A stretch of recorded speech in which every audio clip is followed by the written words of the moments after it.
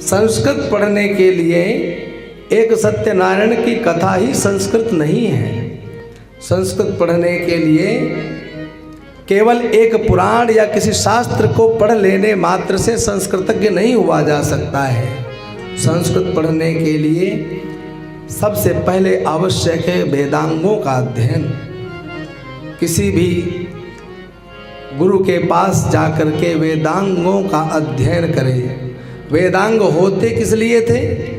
वेदांगों का मतलब ये था कि वेद के अंगों को जब तक आपने नहीं पढ़ा है तब तक वेद को आप नहीं पढ़ सकते। आपने यदि कोई मंत्र पढ़ भी लिया है तब भी उसका अर्थ नहीं लगा सकते हो। ये तो वेदांग निर्धारण करते हैं कि इस मंत्र का अर्थ को लगाओगे कैसे।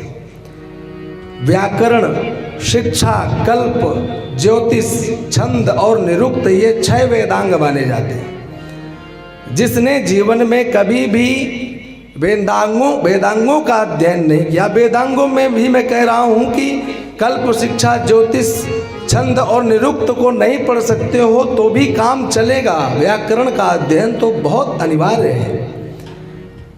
व्याकरण का अध्ययन करने के बाद ही आपको मालूम पड़ेगा कि इस संस्कृत के शब्द को उच्चारण कैसे करूं, कितना मुझे मुख खोलना है, कहाँ पर मुझे दांतों का माध्यम से श्लोक बोलना है, शब्द बोलना है, कहाँ तालु का स्पर्श करना है, कहाँ गले का स्पर्श करना है। ये सब पहले से ही इस व्याकरण के अंदर निर्धारण किया गया है।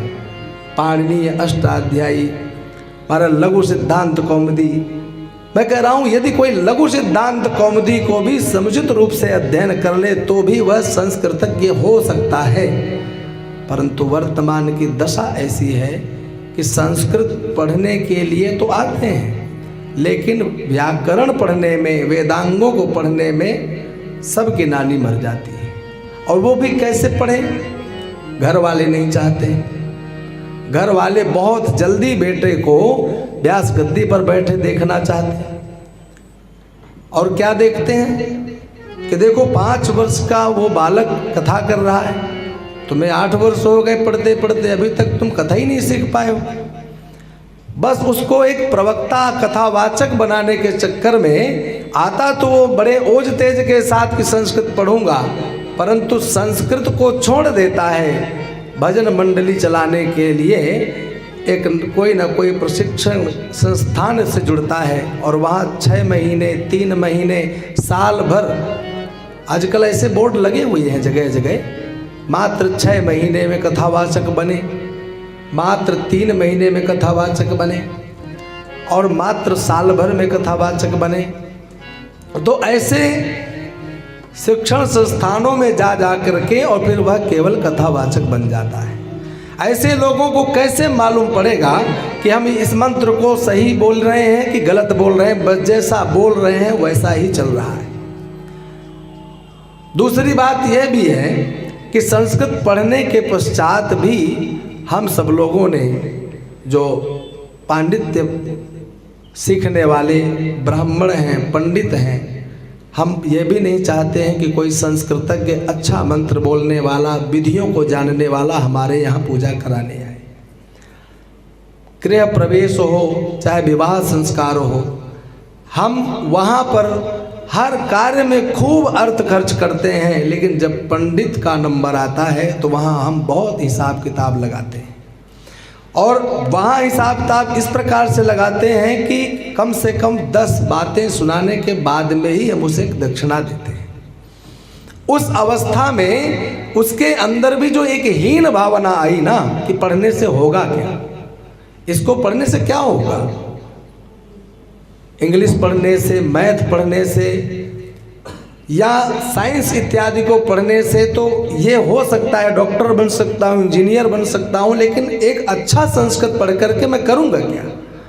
1-2% तो सरकार के पास में स्थान है जो नौकरी इत्यादि के लिए स्थान निकलते हैं और उसमें भी लाखों बच्चे अप्लाई करते हैं और उनमें इक्का दुक्का हो पाते हैं। फिर अच्छा पढ़ लिख करके PhD धारक भी अच्छा संस्कृत जानने वाला भी इधर उधर घूमे, पूजा पाठ कराते घूमे, तो उसको महाराज बड़ी ग्लानि होती है कि मैं क्यों पढ़ूं, किस लिए पढ़ूं। हम ऐसे पंडितों को खोजते हैं कि जो तुरंत विवाह करा दे, तुरंत गृह प्रवेश करा दे। 2 दिन 1 दिन का समय नहीं, बोले महाराज 1 घंटे का समय। ऐसे ऐसे पंडितों को, ऐसे ऐसे ब्राह्मणों को ढूंढते हैं जो तुरंत हमारा कार्य करवाएं।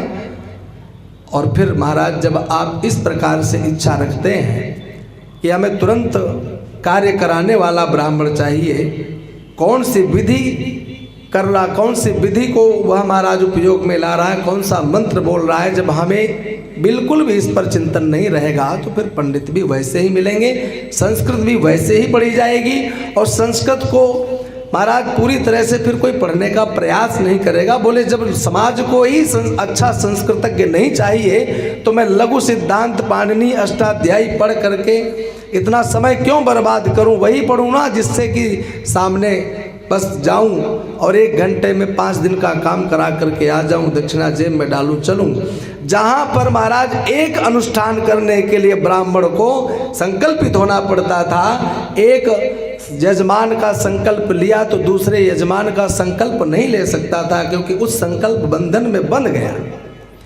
तो जब आप लोगों ने भी देखा शॉर्टकट 5 मिनट में पूजा होनी चाहिए, तो 5-5 मिनट की वह भी बेचारा क्या करे।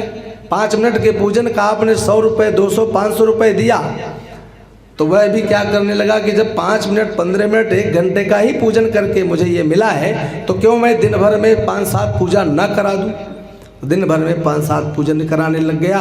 इस प्रकार से धीरे धीरे ये जो संस्कृत, जो महाराज कर्मकांड अथवा कथा भागवत जो भी है, ये सब महाराज कहीं ना कहीं व्यापार के जैसा ही दिखाई देने लगा।